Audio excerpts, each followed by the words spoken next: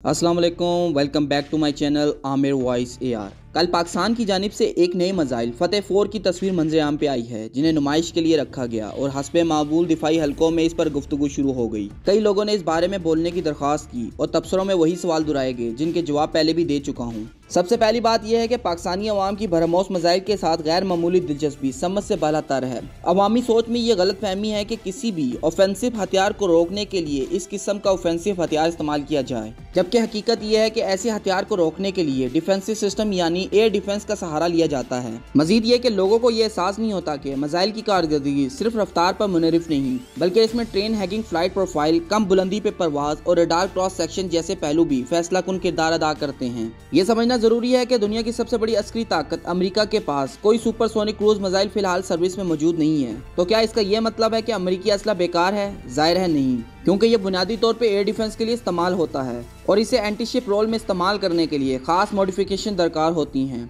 अब बात करते हैं पाकिस्तान के फतेह 4 मिसाइल की। यह दर हकीकत बाबर क्रूज मिसाइल का एक अपग्रेड वर्जन है जो सब सोनिक रफ्तार यानी तकरीबन मार्च 0.7 750 किलोमीटर फी घंटा पे परवाज करता है। इसकी रेंज 700 से 750 किलोमीटर तक है और ये लैंड अटैक मकसद के लिए तैयार किया गया है। फतेह 4 में 330 ग्राम का हाई एक्सप्लोजर वारहेड निफ्स किया जा सकता है। यह मिसाइल ट्रेन हैगिंग सलाहियत रखता है, यानी दौरान परवाज सतह जमीन से 50 मीटर की बुलंदी पे उड़ सकता है, जिससे यह रडार की नजर से बचा रहता है और डिटेक्ट करना मुश्किल हो जाता है।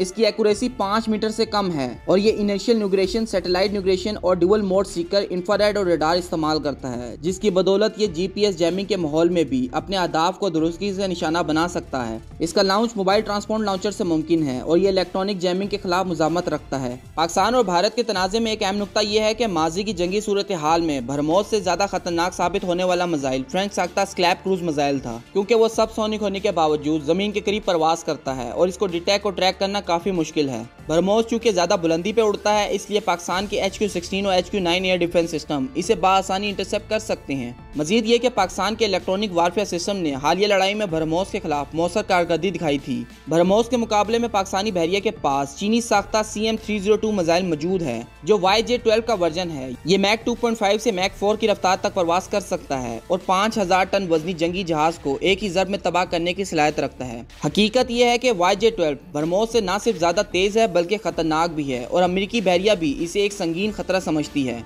इसके अलावा ताइवान का HF-3 और जापान का ASM-3 भी भरमौस से ज्यादा रफ्तार के हामिल हैं, जबकि भरमौस की रफ्तार मार्क 2.8 है और ये तीनों तकरीबन मार्क 3.5 तक पहुंचते हैं। आखिर में हाइपरसोनिक मिसाइल की शौकीन अफराद के लिए वाजे करना जरूरी है कि ये मिसाइल बहुत महंगे और तकनीकी तौर पे पेचीदा हैं। पाकिस्तान ऐसे मिसाइल को अपनी सर्विस में उस वक्त शामिल करेगा जब चीन इस टेक्नोलॉजी को बड़े पैमाने पे तैयार करेगा। DF-17 जैसे हाइपरसोनिक हथियार तवील फासले तक स्ट्रेटेजिक अहदाफ को निशाना बनाने के लिए होते हैं और जरूरत पड़ने पर पाकिस्तान में भी शामिल किए जा सकते हैं। फिलहाल फतेह 4 जैसे जदीद और कसीर जहती सलाहियत रखने वाले मिसाइल पाकिस्तान की दिफाई ज़रूरत को मौसर अंदाज में पूरा करने के लिए काफ़ी हैं। अगर आपको हमारी ये वीडियो पसंद आती है तो हमारे चैनल को सब्सक्राइब करें और वीडियो को लाइक करें, कमेंट में अपनी राय ज़रूर दीजिएगा। बहुत शुक्रिया। पाकिस्तान जिंदाबाद, पाक फौज पाइंदाबाद।